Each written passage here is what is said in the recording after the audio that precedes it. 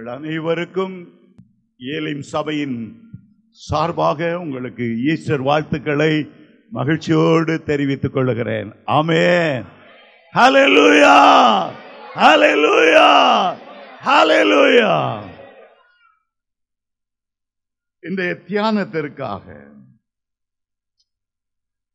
ஓசியா தீர்க்கதரிசியின் புஸ்தகம் 1053 பக்கத்தில் இருக்கிறது.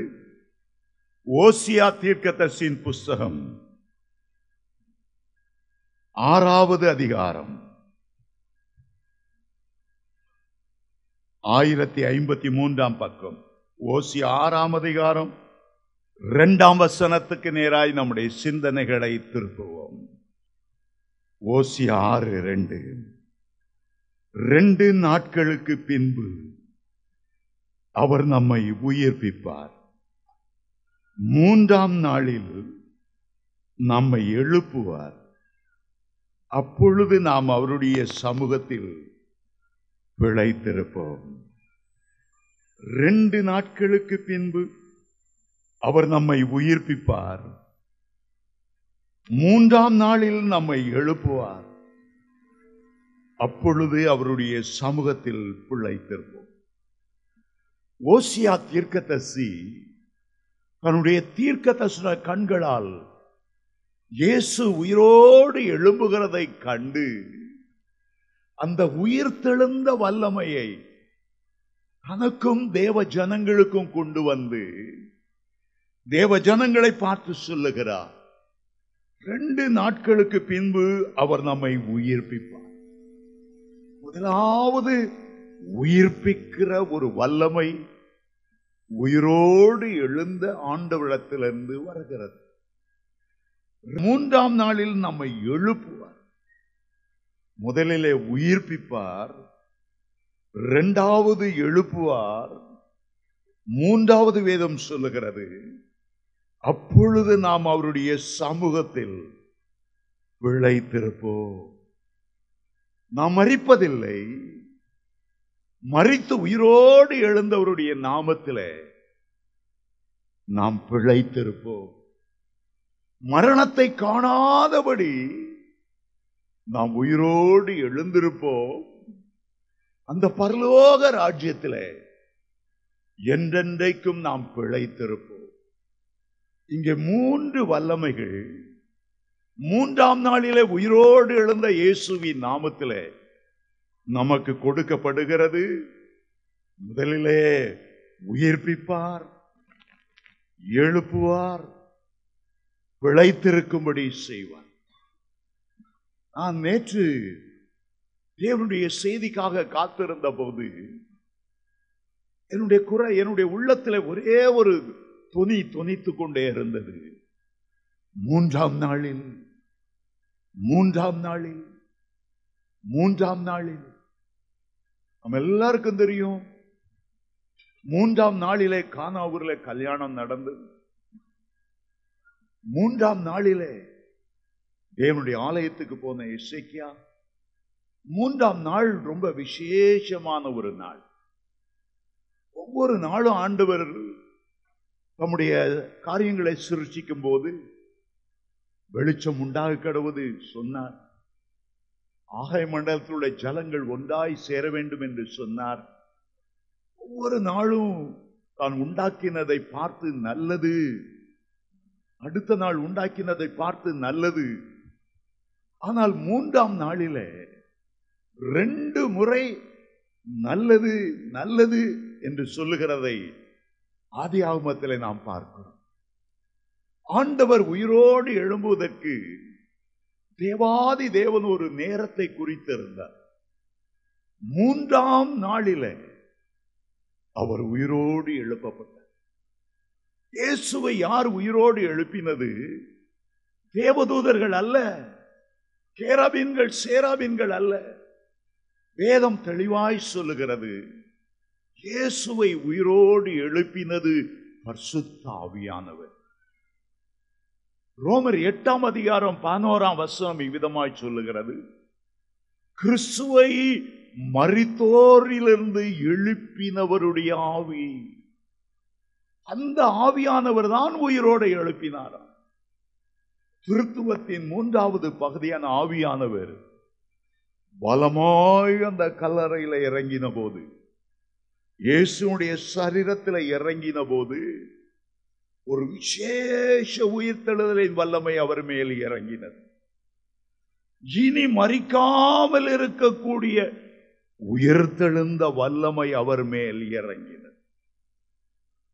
பழைய ஏற்பாட்டில் 2 பேர் மரித்தோர் இருந்து உயிரோடு எழுந்ததாக சொல்லப்பட்டிருக்கிறது. முதலாவது சாரிபாத் விதவனுடைய மகன், அவன் உயிரோடு எழுந்தான், ஆனால் பின்பு அவன் மரித்தான். அதுபோல சுனேமியாளின் மகன் எலிசா உயிரோடு எழுப்பினான், மறுபடியும் மரித்தான். இயேசு லாசருவை உயிரோடு எழுப்பினார். லாசருவின் கல்லறை பெத்தானியாவிலே எருசலேமுக்கு அருகிலே இன்றைக்கும் அந்த கல்லறை பார்க்க முடியும். பிறகு யூதர்கள் அவரை கொலை செய்ய வகை தேடிபடியால் சீப்ரு தீவுக்கு பர்னபாவோடு போய் அங்கே அவர் மரித்தார். அவருடைய கல்லறை சீப்ரு தீவில் இருக்கிறது. நாயினோர் விதவையின் மகனை ஆண்டவர் உயிரோடு எழுப்பினார். எவிரிவின் மகளை அவர் உயிரோடு எழுப்பினார். அப்போஸ்தலனாகிய பவுல் ஐத்திகு என்ற வாலிபனை உயிரோடு எழுப்பினார். அப்போஸ்தலனாகிய பேதுரு தொற்காள் என்ற ஒரு பெண்ணை உயிரோடு எழுப்பினார். மற்றவர்கள் எல்லாரும் மரித்தார்கள். ஆனால் இயேசு உயிரோடு எழுந்தவர் உயிர்த்தெழுந்த சரீரத்தோடு, மகிமையின் சரீரத்தோடு, இனிமேல் மரிக்காத சரீரத்தோடு உயிரோடு எழுந்தார். அதுதான் விசேஷமான உயிர்த்தெழுதலின் வல்லமை. அதுதான் உயிர்த்தெழுந்த வல்லமை. அதைத்தான் அப்போஸ்தலனாகிய பவுல் கிறிஸ்துவினுடைய பாடுகளை அறியணும், அவருடைய உயிர்த்தெழுந்த வல்லமையை நான் அறியணும், எப்படியாயிலும் மரித்தோரிலிருந்து நான் உயிரோடு எழுந்திருப்பதற்கு தகுதி உள்ளவனாய் மாறணும். அவருடைய இருதய துடிப்பு என்ன? இயேசு உயிரோடு எழுந்தார் என்று சந்தோஷத்தோடு அவர் நிறுத்திவிட விரும்பவில்லை. இயேசு உயிரோடு எழுந்தார், சிக்கன் பிரியாணி சாப்பிடுவோம், கேக்கு சாப்பிடுவோம், ஈஸ்டர் பன்னு சாப்பிடுவோம் என்றல்ல. அதற்கு அப்பால், அந்த பண்டிகையின் கொண்டாட்டத்துக்கு அப்பால் ஏதோ ஒன்றை அவருடைய உள்ளம் நாடினது. அந்த உயிர்த்தெழுதலின் வல்லமை என்ன? அந்த உயிர்த்தெழுதலின் வல்லமை நம் ஒவ்வொரு மேலும் இறங்கும் போது சாவுக்கு ஏதுவான சரீரத்தை கர்த்தர் உயிர்ப்பிப்பார் என்று ரோமர் 8:11 சொல்லப்பட்டிருக்கிறது. அந்த உயிர்த்தெழுந்த வல்லமை உங்களை இறங்கும் போது இந்த சரீரத்தில் உள்ள நோய்கள் நீங்கி போகும், டயபெட்டிஸ் நீங்கி போகும், பிளட் பிரஷர் நீங்கி போகும், ஆஸ்மா நீங்கி போகும், கேன்சர் நீங்கி போகும். கிறிஸ்துவை மரித்தோரிலிருந்து எழுப்பினவருடைய ஆவி உங்களிலே வாசமாயிருந்தால், கிறிஸ்துவை மரித்தோரிலிருந்து எழுப்பினவர் சாவுக்கு ஏதுவான உங்களுடைய சரீரங்களை உயிர்ப்பிப்பார். உங்களுடைய குடும்ப வாழ்க்கை மற்றவருடைய பார்வையில செத்ததை போல இருக்கலாம், ஆண்டவர் உயிர்ப்பிப்பார். உங்களுடைய வருமானம் எல்லாம் போய் செத்த ஒரு நிலைமைக்கு வந்திருக்கலாம், கர்த்தர் அதை உயிர்ப்பிப்பார். உங்களுடைய குடும்பத்தில் உள்ள மகிழ்ச்சி ஆண்டவர் உயிர்ப்பிப்பார்.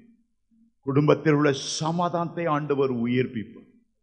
ஆகவே அப்போஸ்தலனாகிய பவுல் அந்த உயிர்த்தெழுதலின் வல்லமையை நான் அறியணும். இந்த உயிர்த்தெழுதலின் வல்லமை கல்லறையில பலமாய் இறங்கின போது எருசலேமில் அடக்கம் பண்ணப்பட்டிருந்த 100கணக்கான கல்லறைகள் திறந்தது. உயிர்த்தெழுந்த வல்லமை இயேசுவின் மேல் இறங்கின போது அந்த வல்லமையின் விளைவாக எருசலேமில் உள்ள அநேக கல்லறைகள் திறக்கப்பட்டன. இலங்கையில சில வருஷங்களுக்கு முன்பாக ஒரு பேங்க குண்டு வைத்து தகர்க்க விடுதலை புலிகள் குண்டுகளை கொண்டு போய் வைத்தார். இந்த பேங்கை தகர்க்கத்தான் வைத்தார். ஆனால் அது மகா வல்லமை உள்ளதாய் இருந்ததால் பேங்க் தகர்ந்து விழுந்தது. ஆனால் சுற்று வட்டாரத்தில் 1 கிலோ தூரம் வரைக்கும் உள்ள பழைய கட்டடங்கள் எல்லாம் நொறுங்கின. இங்கே இயேசுவின் மேல் உயிர்ப்பிக்கிற வல்லமை இறங்கின போது சுற்று வட்டாரத்தில் உள்ள கல்லறைகளிலே மரித்தவர்களும் உயிரோடு எழுந்தார்களா? பவுல் அந்த உயிர்த்தெழுதலின் வல்லமையை நான் அறியணும். எப்படியாயிலும் மரித்தோரிலிருந்து உயிரோடு எழுந்திருப்பதற்கு நான் தகுதியுள்ளவனாய் மாறும். அதுதான் என்னுடைய ரகசியம். ஆண்டவர் உயிர்ப்பிப்பார், எழுப்புவார். ஆகவே நாம் பிழைத்திருக்கிறோம். உயிர்ப்பிப்பார், எழுப்புவார். ஆகவே நாங்கள் பிழைத்திருப்போம். இயேசு கிறிஸ்து சொன்ன யோவான் 11:25 நானே உயிர்த்தெழுதலும் ஜீவனுமாயிருக்கிறேன். நானே உயிர்த்தெழுதலும் ஜீவனுமாயிருக்கிறேன். எந்த மனிதனும் அப்படி சொல்ல இயலாது. எந்த பெரிய விஞ்ஞானியும், எந்த மத ஸ்தாபகரும், எந்த அவதாரமும் அப்படி சொல்ல முடியாது. அவர் சொன்னார், நானே உயிர்த்தெழுதலும் ஜீவனுமாயிருக்கிறேன். என்னை விசுவாசிக்கிறவன் மரித்தாலும் பிழைப்பான். உயிரோடு இருந்து என்னை விசுவாசிக்கிறவன் மறியாமலும் இருப்பான். இதை நீ விசுவாசிக்கிறாயா? ஆண்டவர் கேட்டு 2 கூட்டத்தாரை பற்றி ஆண்டவர் சொல்லுகிறார். மரித்தவன் பிழைப்பான். உயிரோடு இருந்து என்னை விசுவாசிக்கிறவன் மறியாமலும் இருப்பான். இயேசுவின் உயிர்த்தெழுதலினாலே நமக்கு ஒரு பெரிய நம்பிக்கை உண்டு. முதலாவது கிறிஸ்துவுக்குள் மரித்தவர்கள் உயிரோடு எழுந்திருப்பார்கள். அந்த எக்கால சத்தம் தொனிக்கும் போது, ஆண்டவராகிய இயேசுவினுடைய மகிமையின் வருகையின் போது, ஆண்டவர் பிரதான தேவனுடைய எக்கால சத்தத்தோடு வானத்திலிருந்து இறங்கி வரும்போது, கிறிஸ்துவுக்குள் மரித்தவர்கள் முதலாவது எழுந்திருப்பார். மரணத்தை ஜெயித்தவர்களாய், தீயிலே கொல்லப்பட்டவர்கள் தீ ஒப்புவித்து, சமுத்திரத்திலே மரித்தவர்கள் சமுத்திரம் ஒப்புவித்து, அவர்கள் உயிரோடு எழுந்திருக்கிற மறு வினாடி கிறிஸ்துவினுடைய உயிர்த்தெழுந்த வல்லமை பலமாய் நம் மேல இறங்கும் போது, இந்த சாவுக்கு ஏதுவான சரீரத்தில் ஒரு மாபெரும் மாற்றம். ஒரே நிமிடத்தில் இந்த சரீரம் மறுரூபமாக்கப்படும். ஒரே வினாடியிலே அழிவுக்குள்ள இந்த சரீரம் அழியாமையை தரித்துக் கொள்ளும். சாவுக்கு ஏதுவானது சாவாமையை தரித்துக் கொள்ளும். ஒரே வினாடி நேரத்தில் மரணத்துக்குள்ளாக, உயிர்த்தெழுதலுக்குள்ளாக, மறுரூபமாக்கப்படுவதற்குள்ளாக நாம் கடந்து போகிற அந்த ஒரு வினாடி நேரம் மரணத்தை நாம் ஜெயத்தோடு விழுங்குவோம். மரணத்தின் முதுகெலும்பை தட்டி, மரணமே உன் கூறெங்கே, என் மேல் ஆண்டவருடைய உயிர்த்தெழுந்த வல்லமை வந்திருக்கிறது. பாதாளமே உன் ஜெயம் எங்கே? மரணத்தை ஜெயித்த இயேசுவின் நாமத்தினாலே நாம மரணத்தை ஜெயிப்போம். மரணத்தை ஜெயமாய் விழுங்குவோம். இமைப்பொழுதிலே நாம் மறுரூபமாவோம். ஆகவேதான் பழைய ஏற்பாட்டிலே யோபு பக்தன் இவ்விதமாய் சொன்ன, யோபு 19:25 வாசித்து பாருங்கள். என் மீட்பர் உயிரோடு இருக்கிறார் என்றும், அவர் கடைசி நாளில் பூமியின் மேல் நிற்பார் என்றும் நான் அறிந்திருக்கிறேன். என் தோல் முதலானவைகள் அழுகி போன பின்பும் நான் என் மாம்சத்திலிருந்து அவரை காண்பேன். அவரை நானே காண்பேன். அந்நிய கண்கள் அல்ல, என்னுடைய கண்களே அவரை காணும். என்னுடைய கண்களே அவரை காணும். எத்தனை மகிழ்ச்சி! இயேசு உயிரோடு எழுந்தார் என்ற பண்டிகை கொண்டாட்டத்தோடு நாம் நின்று விடுவதில்லை.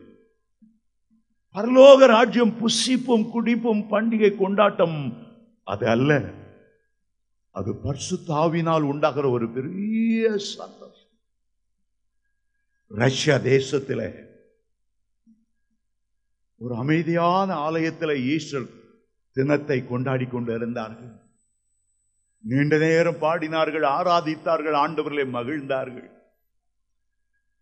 போதகர் எழும்பி பிரசங்கம் பண்ணுகிற நேரத்தில் வெளியே போலீஸ் ஜீப்புகள், ராணுவங்கள் வந்து விட்டன.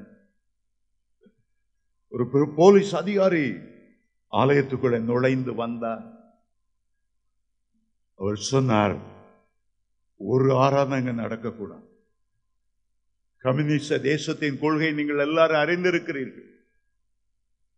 போதகரை பார்த்து சொன்னார், நட போலீஸ் லாரியில ஏறிக்கொள்.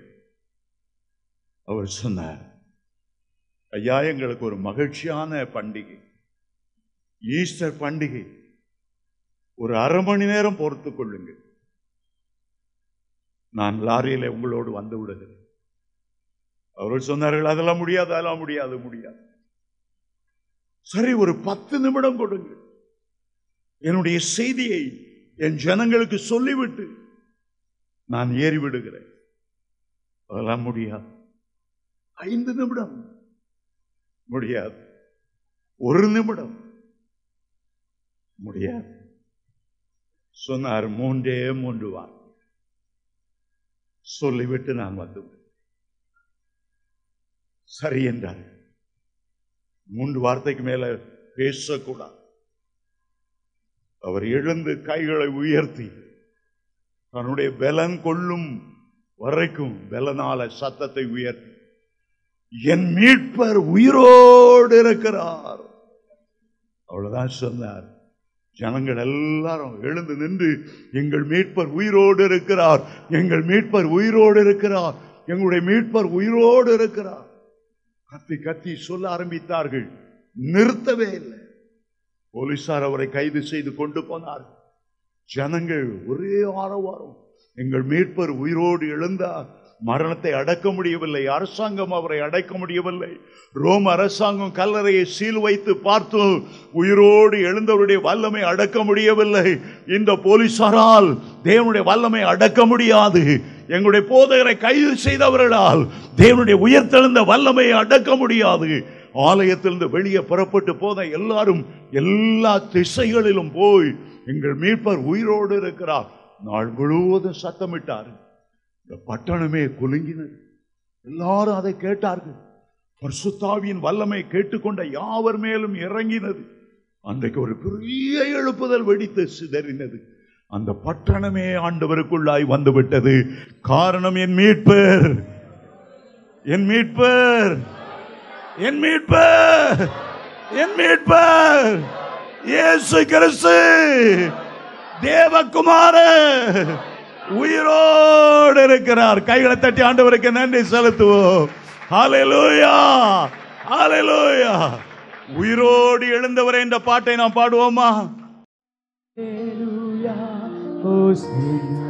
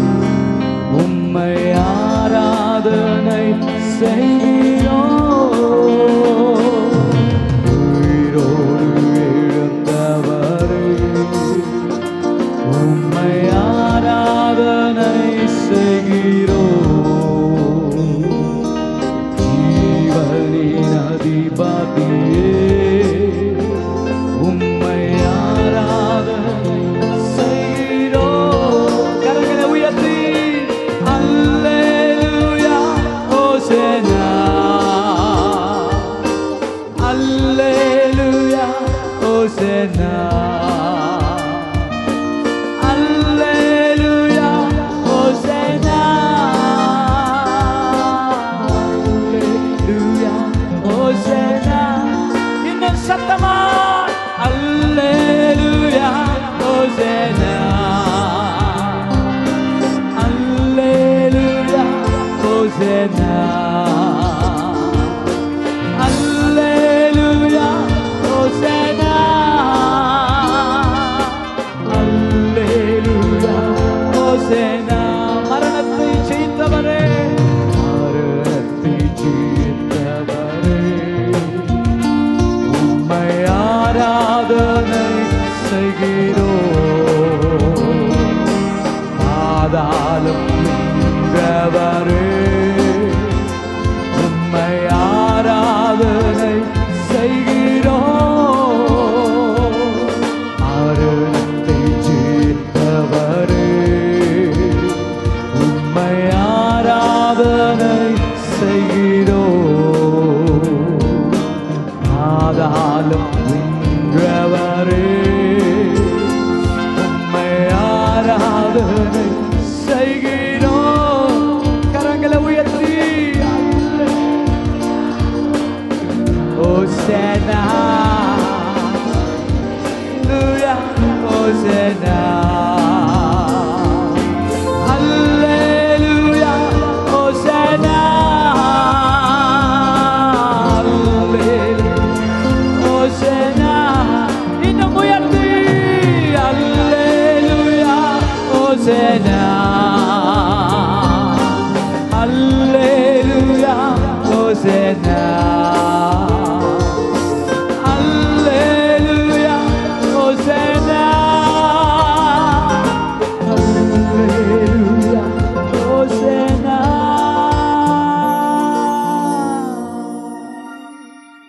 ரெண்டு நாட்களுக்கு பிறகு அவர் நம்மை உயிர்ப்பிப்பார். மூன்றாம் நாளில் நம்மை எழுப்புவார்.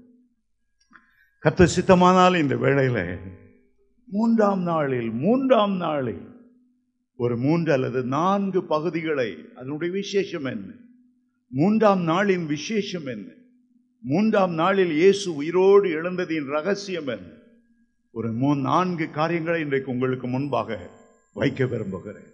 முதலாவதாக 1 கொரிந்தியர் 15ஆம் அதிகாரம் 3ஆம் 4ஆம் 5ஆம் வசனத்தை வாசிக்கிறேன், கவனமாய் கேளுங்கள்.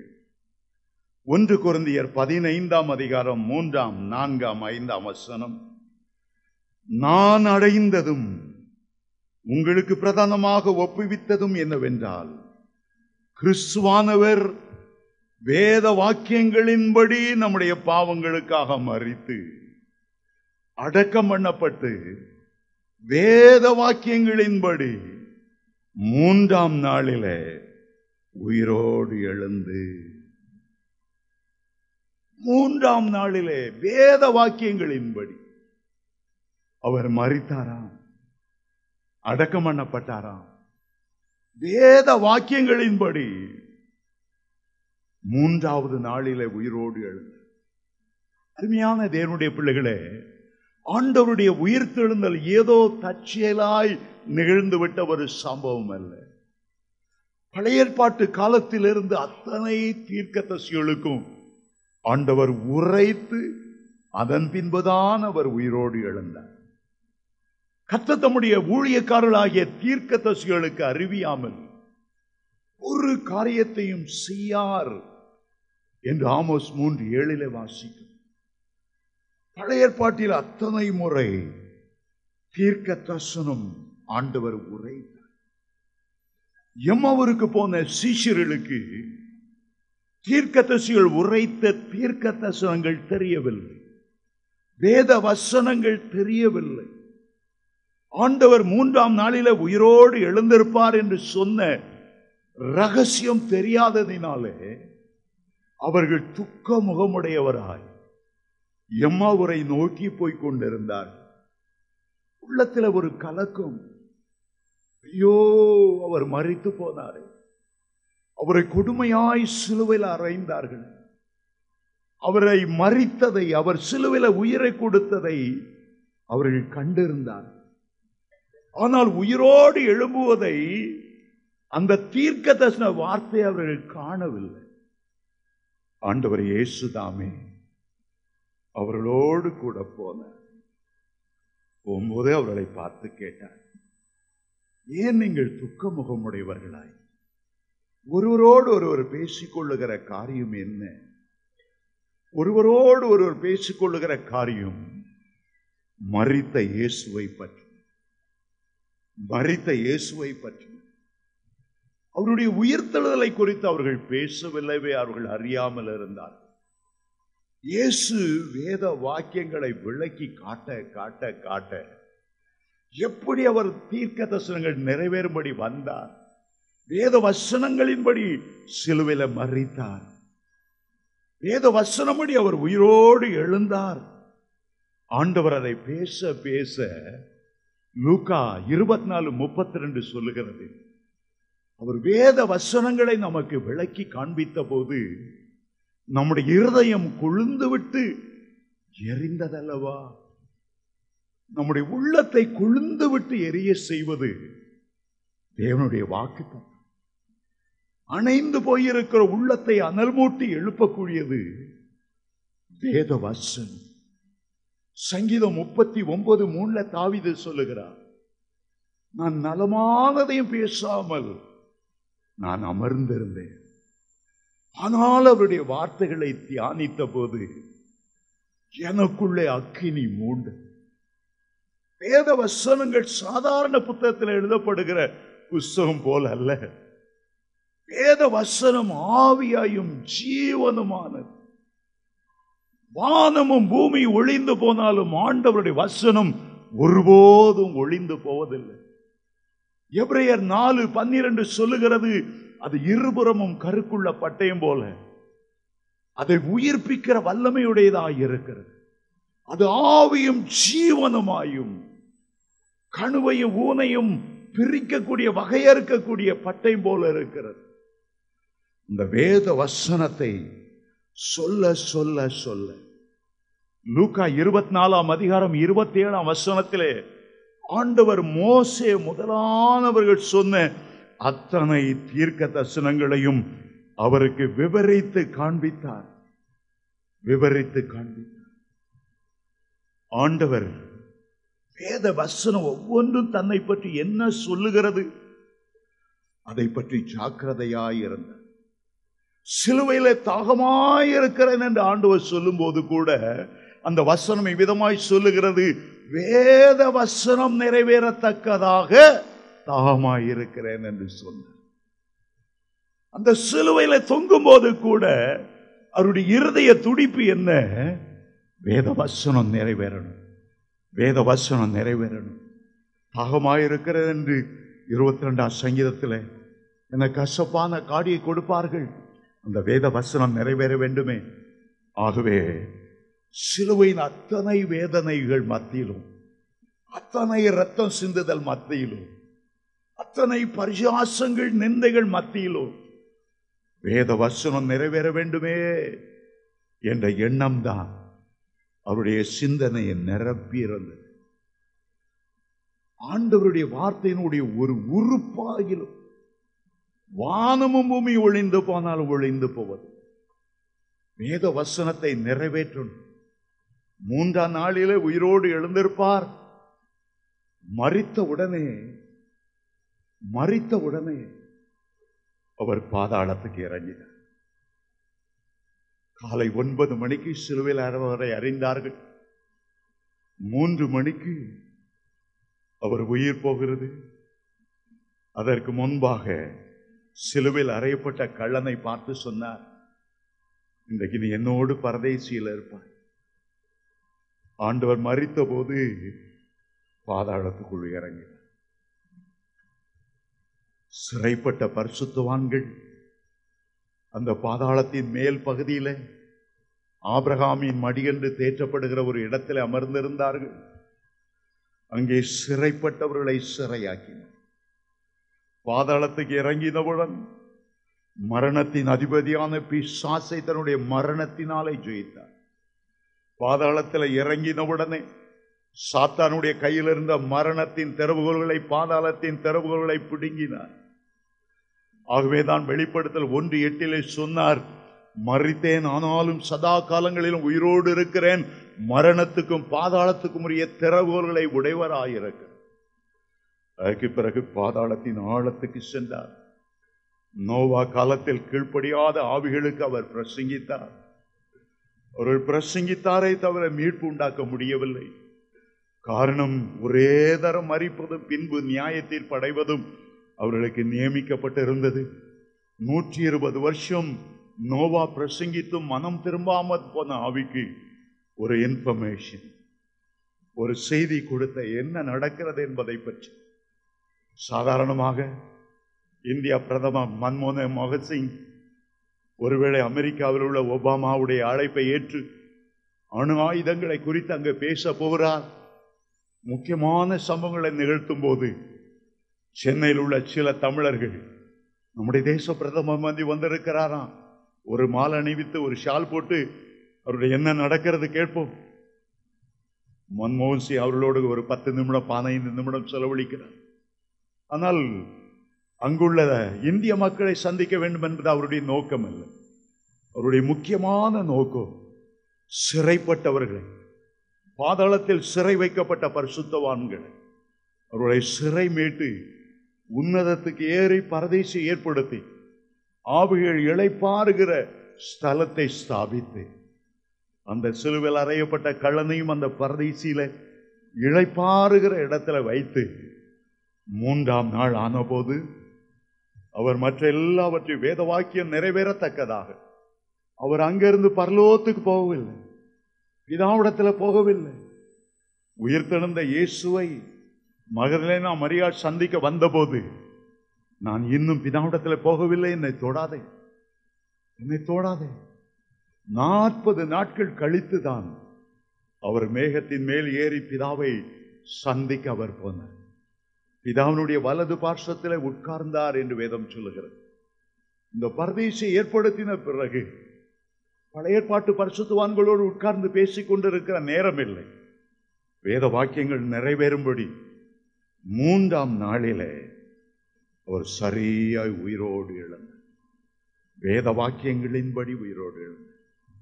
ஒரு 12வது வயதில் கூட வேத வசனத்தின் மேல் எவ்வளவு ஆழ்ந்த ஆர்வம் உடையவராய் இருந்தார் என்பதை பண்டிகைக்கு வந்த மரியாளும் அவருடைய தகப்பனாய் எண்ணப்பட்ட யோசேப்பும் பார்த்தார்கள். 12 வயதிலே பண்டிகைக்கு வந்த இயேசு பிரதான ஆசிரியரோடு பேசிக் கொண்டிருந்தார். வேத வசனங்கள் மேல் அவர் மேற்கு அவ்வளவு ஆகும். உங்களுடைய வாழ்க்கையில நீங்கள் வேத வசனத்துக்கு முக்கியத்துவம் கொடுக்கிறீர்களா? வேத வசனத்தை வாசித்து தியானிக்கிறீர்களா? எவ்வளவு நேரம் நீங்கள் கர்த்தரோடும் அவருடைய வேத புத்தகத்தோடும் செலவழிக்கிறீர்கள்? ஒரு முறை ஆண்டவர் துக்கத்தோடு சொன்னார், என்னுடைய வேதத்தின் மகத்துவங்களை அவர்களுக்கு எழுதி கொடுத்தேன், ஆனால் அவர்களோ அதை அந்நிய காரியமாய் எண்ணினார். அருமையான தேவனுடைய பிள்ளைகளே, ஆண்டவர் நம் ஒவ்வொருவரையும் நியாயம் தீர்க்கும் போது இந்த வசனத்தின் அடிப்படையில் தான் அவர் நியாயம் தீர்ப்பார். நான் எழுதின, நான் அருளி செய்த வேதமே அவர்களை நியாயம் தீர்க்கும். இந்த வேத புத்தகத்துக்கு முக்கியத்துவம் கொடுங்க.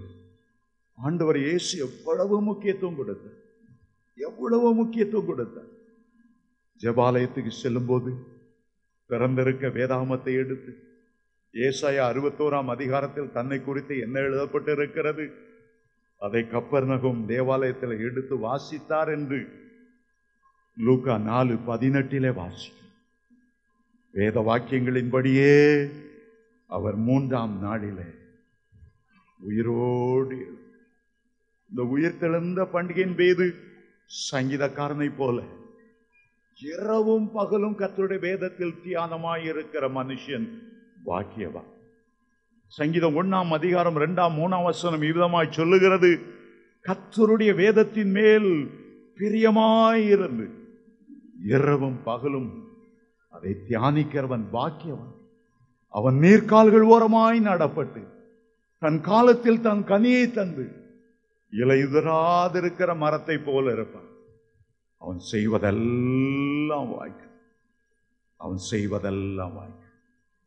இரண்டாவதாக, 3ஆம் நாள் என்பது எதை குறிக்கிறது? அப்போஸ்தலர் 10ஆம் அதிகாரம் 40ஆம் வசனத்தில் அப்போஸ்தலனாகிய பவுல் இவ்விதமாய் எழுதுகிறார். அப்போஸ்தலர் நடபடிகள் 10ஆம் அதிகாரம், கொர்நேலியு என்ற 100 அதிபதியுடைய வீட்டில் பேதுரு பிரசங்கம் பண்ணினதின் ஒரு பகுதி 40ஆம் வசனம் இவ்விதமாய் சொல்லுகிறது. 3ஆம் நாளிலே தேவன் அவரை எழுப்பி பிரத்யட்சமாய் காணும்படி செய்தார். 3ஆம் நாளிலே தேவன் அவரை எழுப்பி பிரத்யட்சமாய் காணும்படி ஆண்டவர் செய்தார். அவருக்கு பிரியமானவர்கள் அவரை காணும், அவரை பின்பற்றினவர்கள் அவரை காணும், அவருடைய சீஷர்கள் அவரை காணணும், அப்போஸ்தலர்கள் அவரை காணணும், பிரத்யட்சமாய் காணும்படி. பெரிய வெள்ளிக்கிழமை பெரியாத்தடல்ல பேசினேன். பேசி முடித்ததும் ஒரு சகோதரி மேடைக்கு வந்தார். அவளுக்கு ஆச்சரித்தேன். அவள் கேட்டது என்ன தெரியுமா? பிரதர், இயேசுவை நான் காணும், இயேசுவை நான் காணும். எவ்வளவோ பேருக்கு அவர் தரிசனமாகிறாரே, நான் ஆண்டவரை காண வேண்டும், நான் ஆசையா இருக்கிறேன், அதற்காக நான் வாஞ்சிக்கிறேன், இயேசுவை காண வேண்டும். இந்த கடைசி நாட்களில் அநேகருடைய உள்ளத்தில் அப்படிப்பட்ட ஆர்வம் எழுந்திருக்கிறதற்காக ஆண்டவருக்கு நான் நன்றி செலுத்துகிறேன். ஆண்டவரை நாம் காண முடியுமா? காண வேண்டும் என்றால் என்ன செய்யணும்? உயிரோடு எழுந்த இயேசு எவ்வளோ பேருக்கு தரிசனமான. அதாவது ஆண்டவர் சொல்லுகிறார், நீ தேவனை காணணுமா? எபிரேயர் 12:14 சொல்லுகிறது, பரிசுத்தம் இல்லாமல் ஒருவனும் தேவனை தரிசிப்பதில்லையே. ஆண்டவரை காண வேண்டும் என்றால் நம்முடைய பாவங்கள் கழுவப்பட்டு பரிசுத்தமுள்ள ஒரு உள்ளத்தோடு இருக்கணும். மத்தேயு 5:8 ஆண்டவர் சொன்னார், இருதயத்தில் சுத்தமுள்ளவர்கள் பாக்கியவான், அவர்கள் தேவனை தரிசிப்பார்கள், அவர்கள் தேவனை தரிசிப்பார்கள். உண்மையாகவே அருமையான தேவனுடைய பிள்ளைகளே, ஆண்டவர் உயிரோடு எழுந்ததும் முதலாவது தரிசித்தது யார் என்று கேட்டால் மகதலேனா மரியாள். ஆண்டவர் மேல அவ்வளவு ஆர்வம் இருந்தது. அதிகாலையிலே அதிக இருட்டோட ஆண்டவர் மேல வைத்த அன்பினாலே அந்த ஆலயத்துக்கு, அந்த கல்லறைக்கு அவள் ஓடி வந்தாள். இந்த ஆர்வம். ஆகவேதான் வேதம் சொல்லுகிறது, அதிகாலையில் தேடுகிறவர்கள் என்னை கண்டடைவார்கள் என்று நீதிமொழி 8ஆம் அதிகாரம் 17ஆம் வசனம் சொல்லுகிறது. சங்கீதம் 61:1 தேவனே, நீர் என்னுடைய தேவன், அதிகாலமே உம்மை தேடுகிறேன், வறண்டதும் விடாய்த்ததும் தண்ணீரற்றதுமான இந்த நிலத்திலே என்னுடைய ஆத்துமா உம்மேல வாஞ்சியாய் இருக்கிற. அதிகாலை எழும்பி தாகத்தோடு வாஞ்சியோடு அவருடைய முகத்தை தேடும்போது சீஷருக்கு இல்லாத ஒரு வாஞ்சி, ஒரு ஏக்கம் இந்த மகதலேனாக மரியாளுக்கு இருந்தது. ஆகவேதான் முதல் தரிசனமாக மகதலேனா மரியாளுக்கு ஆண்டவர் தரிசனம் கொடுத்தார். அன்றைக்கு மாலையிலே சீஷர்கள் கூடி வந்திருந்த போது யோவான் 20ஆம் அதிகாரம் 19ஆம் வசனத்திலே அவர்களுக்கு தரிசனம் கொடுத்தார். அன்றைக்கு மாலையில எம்மாவூருக்கு போன சீஷர்களுக்கு அவர் தரிசனத்தை கொடுத்தார். 8 நாட்களுக்கு பிறகு தோமா அப்போஸ்தலனுக்கு ஆண்டவர் மறுபடியும் தரிசனம் கொடுத்து யோவான் 20:26 என்னுடைய கையை தொட்டுப்பார், உன்னுடைய விரலை நீட்டி என்னுடைய கையில போட்டுப்பார், உன்னுடைய முழு கையையும் நீட்டி என்னுடைய விழாவில போட்டுப்பார், அவிசுவாசியாயிராமல் விசுவாசியாயிர, அவிசுவாசியாயிராமல் விசுவாசியாயிர. அருமையான தேவனுடைய பிள்ளைகளே, இந்த அருமையான உயிர்த்தெழுந்த காலை வேளையிலும் உடைய இருதயத்தின் வாஞ்சு உம்மை காணணும் ஆண்டவரே, உம்முடைய சத்தத்தை நான் கேட்கும். நாமுடைய பிள்ளையா இருந்தா ஒரு பிள்ளைக்கு அப்பாவுடைய முகத்தை காண வேண்டும் என்று ஆசை இருக்காதா? நான் குருட்டு பிள்ளை அல்லவே, உம்முடைய பிள்ளை அல்லவா, உம்முடைய தரிசனத்தை எனக்கு தான். அப்போஸ்தலனாகிய பவுல் கிறிஸ்துவ மார்க்கத்துக்கு எதிராய் நடந்தவர் தான் ஒரு காலத்தில். கிறிஸ்தவ சபைகளை பாழாக்கினவர் தான் ஒரு காலத்தில். சபைகளை பாழாக்கும்படி பிரதான ஆசிரியரிடத்தில் நிருபத்தை வாங்கி போய்கொண்டிருந்தவர் தான் அப்போஸ்தலனாகிய பவுல். ஆனால் அவர் எழுதுகிறார், எல்லாருக்கும் தரிசனமானவர். ஒரே நேரத்தில் 500 பேருக்கு மேலானவர்களுக்கு 1 கொரிந்தியர் 15:8 ஒரே நேரத்தில் உயிர்த்தெழுந்த இயேசு 500 பேருக்கு அதிகமான வருடத்தில் அவர்களுக்கு தரிசனமானார். அகால பிறவி போன்றிருந்த நமக்கும் அவர் தரிசனம்.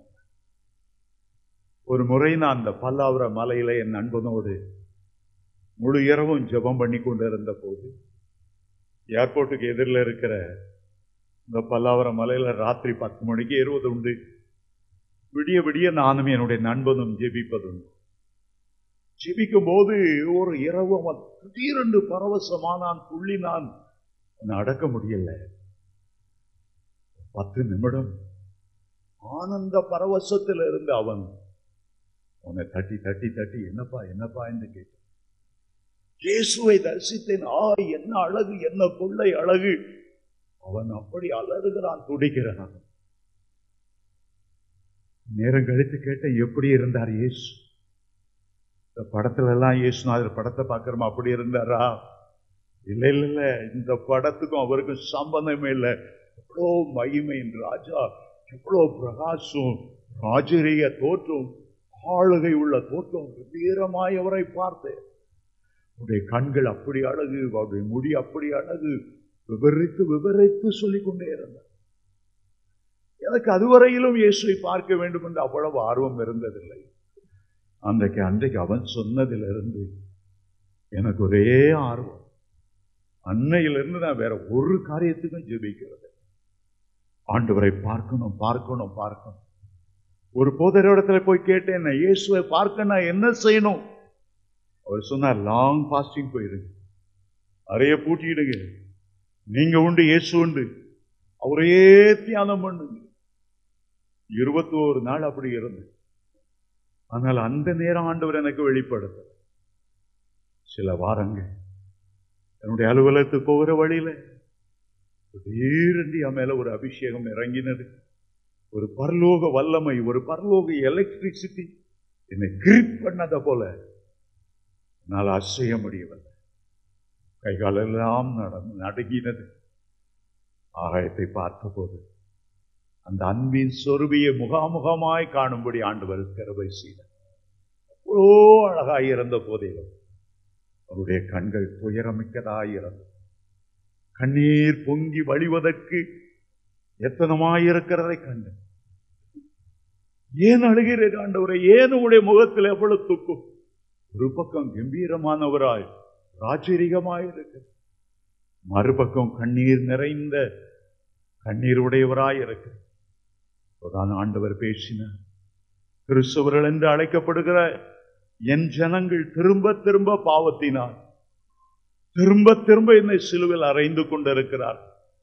அடிக்கப்பட்ட வண்ணமாய் இருக்கிற ஆட்டுக்குட்டியை போல இருக்கிற என்னோடு நீயாவது எனக்கு உண்மையாயிருப்பாயா, என்னுடைய ஊழியத்தை செய்வாய்.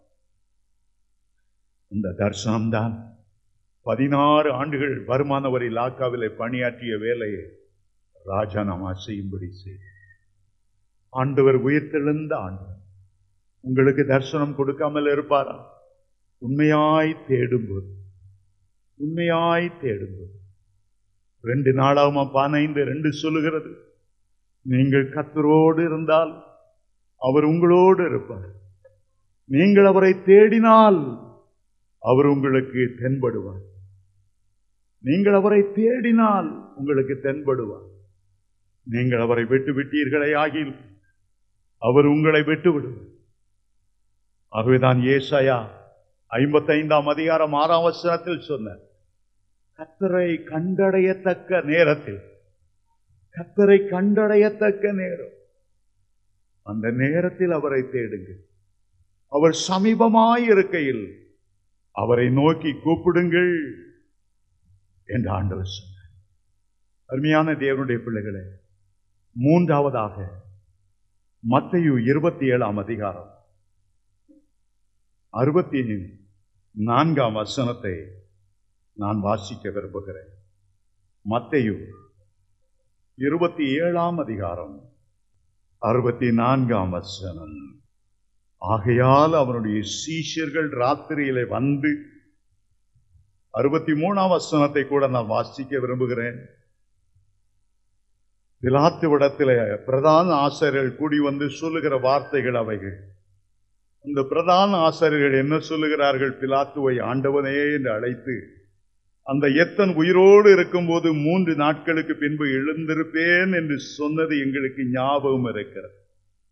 ஆண்டவருடைய பகைவர்களுக்கு நல்ல ஞாபக சக்தி, ஆனா சீஷர்களுக்கு அந்த ஞாபகம் இல்லை. அவர்கள் என்ன சொல்லுகிறார்கள்? 3 நாளைக்கு பின்பு எழுந்திருப்பேன் என்று சொன்னது எங்களுக்கு ஞாபகம் இருக்கிறது.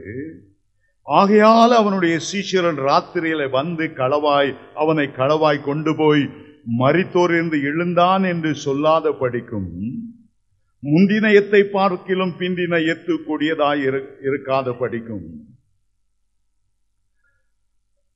நீர் 3 நாள் வரைக்கும் கல்லறையை பத்திரப்படுத்தும்படி கட்டளையிட வேண்டும் என்றார்கள்.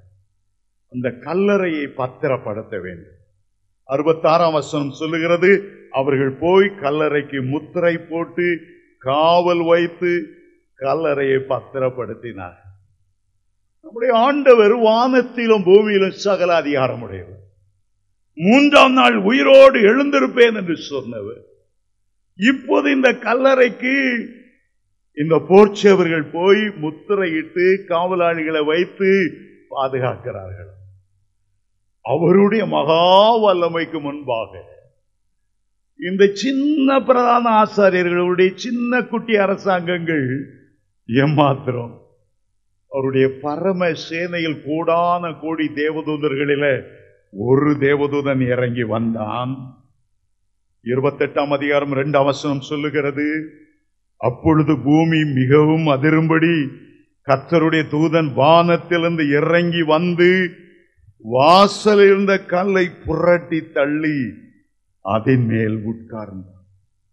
அந்த தேவதூதன் இறங்கி வரும்போது பூமி மிகவும் அதிரும்படி, எருசலேம் மலை அதிரும்படி அல்ல, அந்த கல்லறை தோட்டம் அதிரும்படி அல்ல, அந்த தேவதூதன் இறங்கி வந்தபோது முழு பூமி அதிரும்படி அவன் வானத்தில் இறங்கி வந்து வானத்தில் அந்த கல்லறையினுடைய கல்லை புரட்டி தள்ளி அதன் மேல் உட்கார்ந்தான்.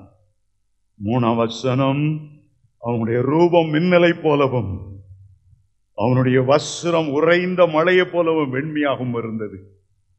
காவலர் அதை அவனுக்கு பயந்ததினால் திடுக்கிட்டு செத்தவர்களை போலானார்.